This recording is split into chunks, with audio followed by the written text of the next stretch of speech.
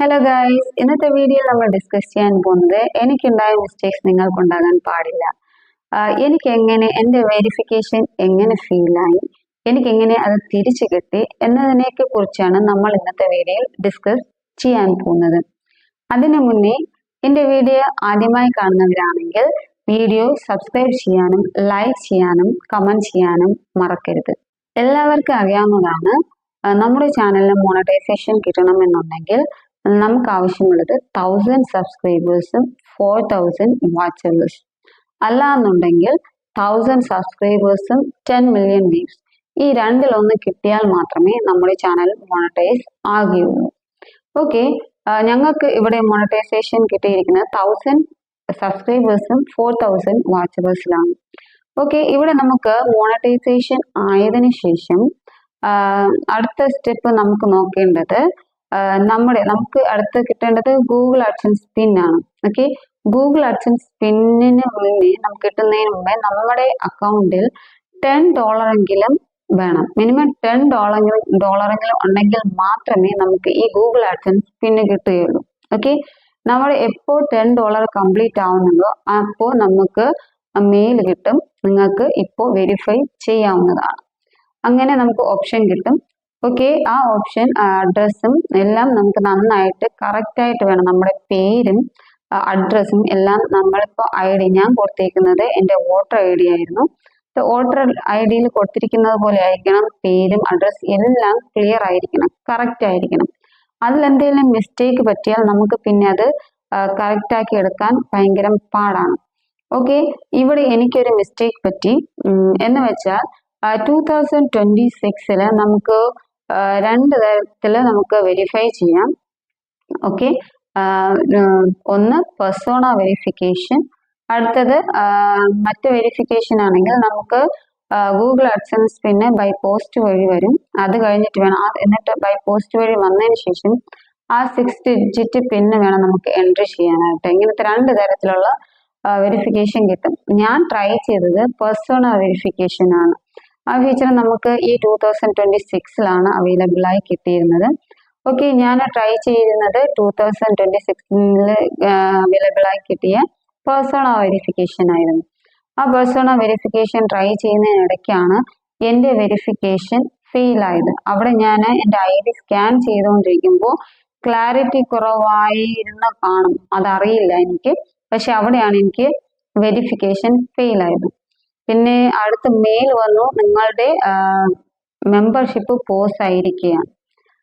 പിന്നെ എനിക്കിവിടെ ഒന്നും ചെയ്യാൻ പറ്റിയില്ല. എന്ത് ചെയ്യണമെന്ന് ഞാൻ ടെൻഷൻ അടിച്ചിരിക്കുമ്പോഴാണ് പിന്നെ ഞാൻ ChatGPT കയറി അവിടെ നിന്ന് ഗൈഡൻസ് എടുത്തിട്ട് അവിടെ ChatGPT ഹെൽപ്പ് വഴിയാണ് ഞാൻ അടുത്ത മുന്നോട്ട് നീങ്ങിയത്. മീൻസ് നമ്മുടെ IT സ്റ്റുഡിയോയിൽ ഹെൽപ്പ് എന്നുള്ള ഓപ്ഷൻ ഉണ്ട്. അവിടെ കയറിയാൽ അവിടെ രണ്ട് ഓപ്ഷൻ നമുക്ക് കിട്ടും. ഒന്ന് മെയിൽ വഴി നമുക്ക് നമ്മുടെ പ്രോബ്ലംസ് ഷെയർ ചെയ്യാം, അല്ലാന്നുണ്ടെങ്കിൽ നമുക്ക് ചാറ്റ് വഴി നമ്മുടെ പ്രോബ്ലംസ് സോൾവ് ചെയ്യാവുന്നതാണ്.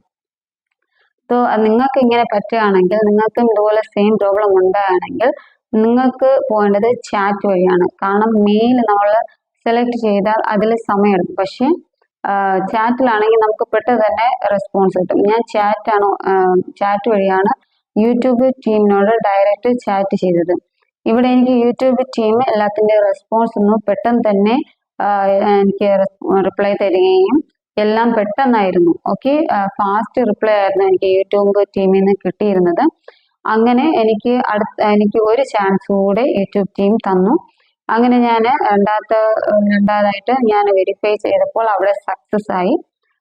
എന്നിട്ട് എനിക്ക് അടുത്ത മെയിൽ കിട്ടിയിരുന്നത്, അടുത്ത നിങ്ങൾക്ക് വെയിറ്റ് ചെയ്യേണ്ടത് ഗൂഗിൾ ആഡ്സൻസ് പിന്ന് വരുന്നത് വരെ വെയിറ്റ് ചെയ്യുക. എന്നിട്ട് ഈ 6 ഡിജിറ്റ് പിന്ന് നമുക്ക് എൻട്രി ചെയ്താൽ മാത്രമേ നമ്മുടെ ഇവിടെ ഫുൾ പ്രൊസീജിയർ കംപ്ലീറ്റ് ആകുകയുള്ളൂ. അങ്ങനെ ഞങ്ങൾ അടുത്തതായിട്ട് ഗൂഗിൾ ആഡ്സൻസ് പിന്നിന് വെയിറ്റ് ചെയ്യുകയായിരുന്നു.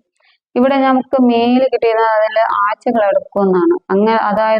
അതുകൊണ്ട് ഞങ്ങൾ പോസ്റ്റ് ഓഫീസിൽ ചെന്ന് ചെക്ക് ചെയ്യുകയോ, സമയം ആയിട്ടില്ലല്ലോ അങ്ങനെ പോസ്റ്റ് ഓഫീസിൽ ചെന്ന് ചെക്ക് ചെയ്യുകയോ ഒന്നും ചെയ്തില്ല. അങ്ങനെ ഇരുന്നപ്പോൾ ഞങ്ങളുടെ 7 ദിവസത്തിൽ തന്നെ ഞങ്ങളുടെ ആഡ്സൻസ് പിന്ന് പോസ്റ്റ് ഓഫീസിൽ എത്തിയിട്ടുണ്ടായിരുന്നു. അതായത് 14-ാം തീയതി ആയിരുന്നു അഡ്സൻസ് പിന്നെ പോസ്റ്റ് ഓഫീസിൽ എത്തിയിരുന്നത്.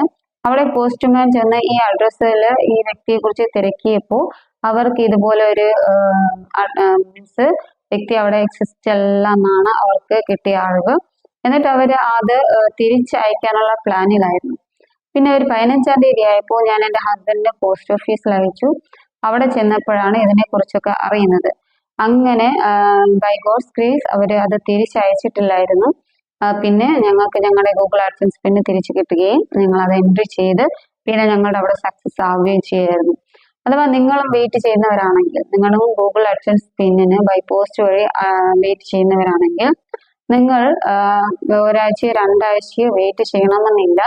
നിങ്ങൾ 7 ദിവസം കഴിഞ്ഞാൽ നിങ്ങൾ അതിനനുസരിച്ച് പോസ്റ്റ് ഓഫീസിൽ ചെന്ന് ചെക്ക് ചെയ്യുകയോ അല്ലെങ്കിൽ അവരോട് അവർക്ക് നമ്പർ കൊടുക്കുക എന്തെങ്കിലും ചെയ്യാം.